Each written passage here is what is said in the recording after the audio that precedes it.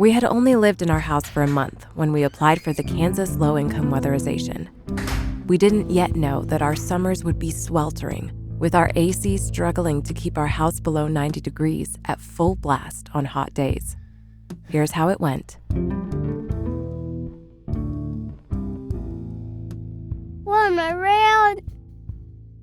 So this was the process.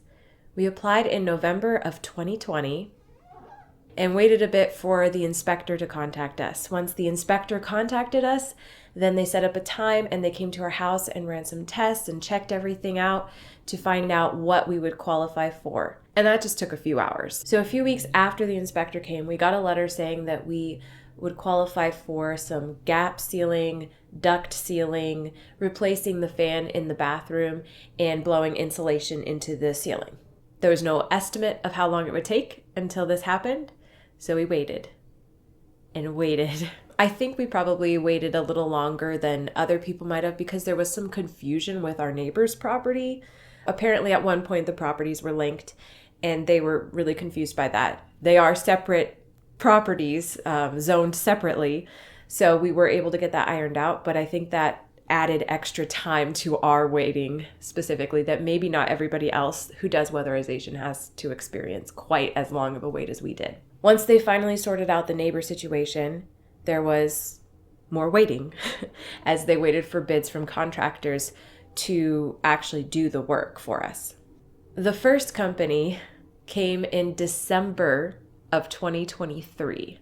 So we'd already been through several summers, which were nightmares for us. But they came in 2023, the end of 2023, and they checked out the place and then they came back to do the work in January and decided that they couldn't get into part of our attic, so they couldn't do it. So they turned it down. And so they were waiting for other companies to bid. And when the next company called and set up a time, they showed up and told us that what they were replacing was the air conditioner, the furnace, and the bathroom fan. And we were thrilled because we thought it was going to be blowing insulation and sealing of ducts, and that's great. It's great. That would be very helpful. But we were like, our air conditioner is ancient and we're dying, and it's old enough that it would be replaced.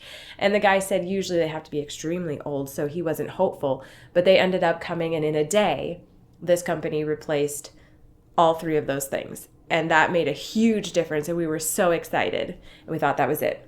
We're done. That's it. But then Matthew got a call from a second guy to set up a time to come and do work on the house. And we were like, oh, okay, I guess they are doing the other stuff too. So the second company came in and they sealed ducts, gaps, and blew insulation in the attic, as well as wrapping our water heater.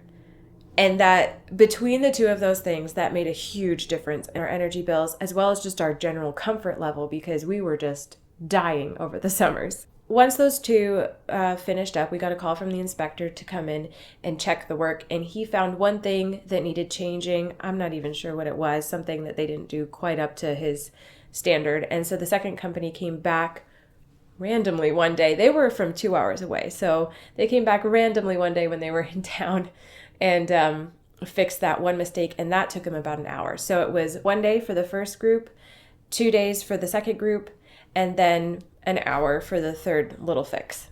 And the coolest part of all of this was it was free. It was free. It took a really long time for them to get it going, but once it got done, it didn't cost us anything. Just a little time and a lot of patience.